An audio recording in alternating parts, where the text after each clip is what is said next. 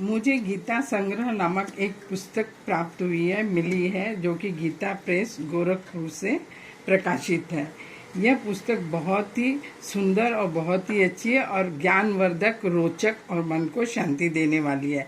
इसमें जो ज्ञान दिया गया है या इसमें जो ज्ञान है वो एक साधारण व्यक्ति तक पहुंच सके, इसलिए मैं इस पुस्तक का पठन कर रही हूं और लोगों को इसकी बातें बताना चाहती हूँ।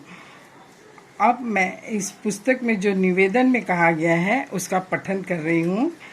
गीता इस शब्द का सनातन धर्म और संस्कृति में अत्यंत विशिष्ट महत्व है। कुरुक्षेत्र में युद्ध के लिए कौरवों और पांडवों की सेनाएं भयानक अस्त्र शस्त्रों से सुसज्जित होकर खड़ी थी। महाविनाश की स्पष्ट संभावना तथा स्वजनों के मोह के कारण अर्जुन अपने कर्तव्य से विचलित होकर किंग कर्तव्य विमूढ़ हो गए थे। इन्हीं विषम परिस्थितियों में भगवान श्री कृष्ण अर्जुन को जिस ज्ञानामृत पान कराकर उत्साहित एवं स्वस्थ चित्त किया, वही भगवत गीता है। महाभारत में समाहित 700 श्लोकों वाली इस दिव्य रचना में जो ज्ञान समाहित है वह मनुष्य मात्र के लिए विषम से विषम परिस्थितियों में भी संजीवनी तुल्य है। इसी कारण जन जन में लोकप्रिय होकर मात्र गीता के नाम से प्रख्यात हुई है।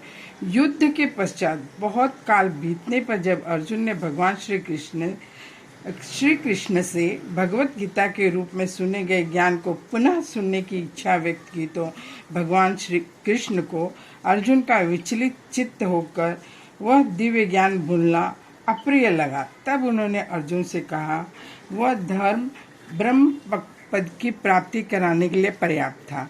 वह सारा का सारा धर्म उसी रूप में फिर दोहरा देना अब मेरे वश की बात भी नहीं है। उस समय योग युक्त होकर मैंने परमात्म तत्व का वर्णन किया था। अब उस विषय का ज्ञान कराने के लिए मैं एक प्राचीन इतिहास का वर्णन करता हूँ। फिर भगवान ने अर्जुन को जो नवीन उपदेश दिए वह उत्तर गीता के रूप में उपलब्ध होता है, जिसका विद्वानों में बड़ा आदर रहा है। उत्तर गीता पर तो श्री आद्य शंकराचार्य के गुरु श्री गौड़ पादाचार्य का भाष्य भी सौभाग्य से उपलब्ध है। शास्त्र अनंत है।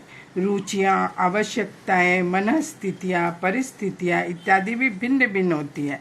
इसलिए नाना इतिहास, पुराण आदि ग्रंथों में विभिन्न श्रेष्ठ जनों द्वारा समय समय पर दिए गए उपदेशों के सार रूप में अन्यान्य गीताएं प्राप्त होती है। कुछ प्राचीन गीताएं स्वतंत्र ग्रंथ के रूप में भी उपलब्ध है। कुल मिलाकर इनकी संख्या शताधिक है। इनमें कई गीताएं अत्यंत प्रसिद्ध था बड़े महत्व की है।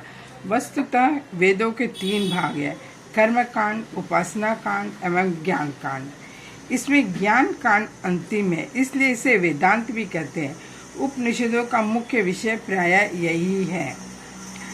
उपनिषदों में गूढ़ भाषा शैली में वर्णित इस ज्ञान तत्व को प्रायः विभिन्न गीताओं में सरल सुबोध भाषा शैली में अभिव्यक्त किया गया है। कहीं कहीं उसे समझाने के लिए मनोरंजक दृष्टांतों अथवा सहायक अनुकूल पृष्ठभूमि का भी सम्यक उपयोग किया गया है। गीता के मूल में संस्कृत का गीतम शब्द है, परंतु उपनिषद शब्द स्त्रीलिंग होने से तथा इसके अनुकरण के कारण गीता शब्द बना माना जाता है। इसलिए विभिन्न गीताओं की पुष्पिकाओं में भगवत गीतोपनिषद, भगवती गीतोपनिषद, शिव गोतोपनिषद इत्यादि पाया जाता है। विभिन्न गीताओं में भगवान के भिन्न भिन्न स्वरूपों की विभूतियों का भी विशद विवरण तथा श्रोता द्वारा विस्मित होकर की गई इनकी स्तुतियाँ भी मिलती है।